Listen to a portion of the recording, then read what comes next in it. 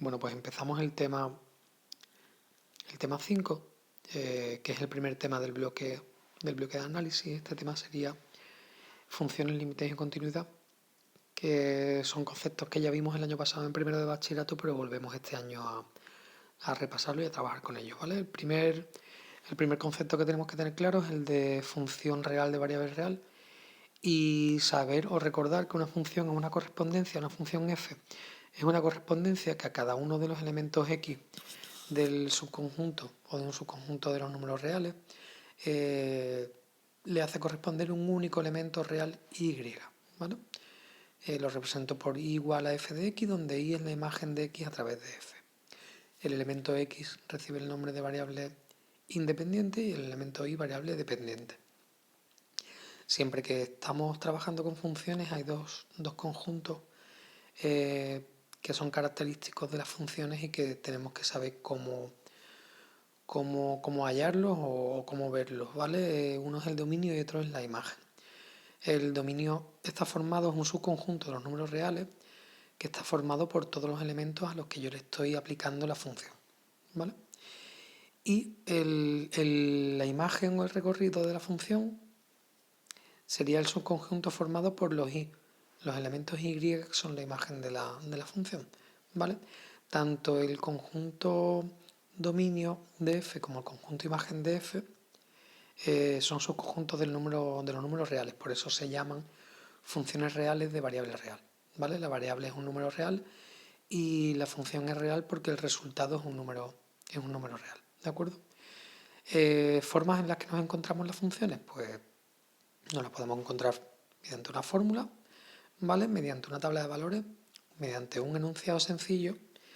De estos tres tipos que vemos en la primera página, al final lo que estamos trabajando, lo que vamos a trabajar son por las funciones dadas mediante una fórmula, ¿vale? Mediante una expresión algebraica. Y también es interesante saber que me pueden dar la función a través de una gráfica, ¿vale?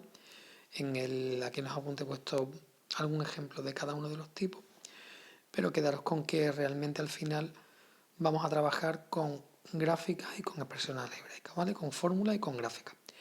La gráfica es simplemente un conjunto de puntos del plano de la forma a f de a, donde a es cualquier valor de la recta real, ¿vale? Del eje x, y f de a es su imagen a través de la función, ¿vale? Primera coordenada es a, la segunda coordenada es f de a. Si pensamos un poco cuando se nos presenta una función a través de su fórmula, ¿vale? De su expresión algebraica, ver el comportamiento de la función es un poco más complicado y hace falta hacer un estudio ya trabajaremos más adelante, se utilizan límites, se utilizan derivadas, se utilizan varias cosas para decir cuál es la característica o cuáles son las características de la función. Sin embargo, si la función me la dan mediante una gráfica, todas esas características soy capaz de razonarlas o de deducirlas con un vistazo, ¿vale? Aquí al final os pongo cuál es la diferencia entre la gráfica de algo que es una función y algo que no es una función. Si os acordáis de la definición que he dicho hace un momento, para cada uno de los elementos x, ¿vale? Que en este caso el eje x, hay un único elemento y, ¿vale? En el eje y. Como observamos en el primer ejemplo, en el de la izquierda, si se cumple, si yo trazo una vertical para cada uno de los elementos x del eje x, hay un único y, pero en el ejemplo de la derecha, esa gráfica de la derecha, no sería una función porque encuentro algún elemento x que tiene más de un y, ¿vale? En el caso este de aquí, pues tendría tres elementos que serían la imagen a través de una supuesta función o una correspondencia del elemento x, ¿vale? Entonces no sería una función, no correspondería a la gráfica a una función. Operaciones con funciones, pues de una manera natural, primero la función suma sería el resultado de sumar dos funciones f de x y g de x. La función resta d de x sería el resultado de restar dos funciones f de x y g de x. La función producto sería el resultado de multiplicarlo y la función cociente el resultado de dividirlas, ¿vale? Teniendo en cuenta que si tengo una fracción el denominador no puede ser 0. Entonces, para que c de x, el cociente de f de x, g de x estuviese definido, g de x tiene que ser distinto de 0 en cualquier elemento x, ¿vale? Del dominio. Composición de funciones es otra operación, aparte de las 4 que hemos visto ahora mismo, de las más naturales o de las que sabemos de siempre. Y la composición de funciones nada más tenemos esta definición. Es una operación en la que estoy como calculando la función de otra función, ¿vale? Es una cosa que recordáis del año pasado y podemos verlo con estos dos ejemplos de una manera sencilla, ¿vale? Una de las cosas que nos interesa y que tenemos que recordar es el cálculo del dominio de una función a través de la expresión algebraica, ¿vale? A través de esa expresión algebraica tenemos que ver cuándo tiene sentido esa expresión algebraica y cuándo no tiene sentido. ¿Por qué? Porque el dominio será o estará formado por todos aquellos elementos x que dan sentido a la expresión algebraica, ¿vale?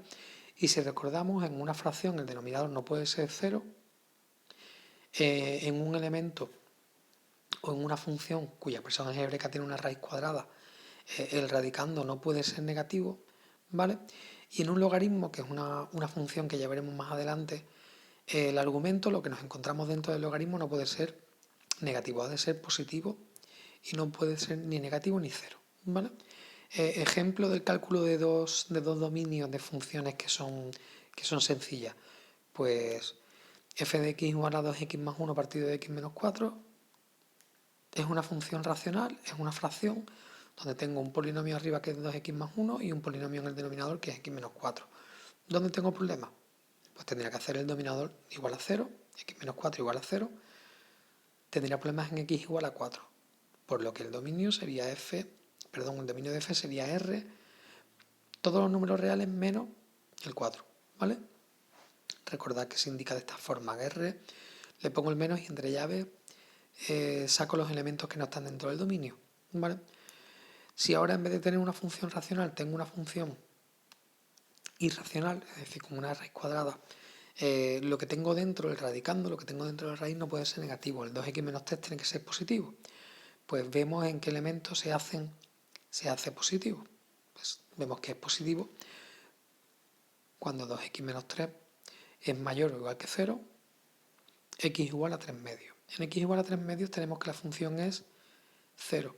Como tiene que ser mayor o igual que 0, x tiene que ser mayor o igual que 3 medios, ¿vale? Sería el intervalo 3 medios cerrado, porque puede ser 0 más infinito.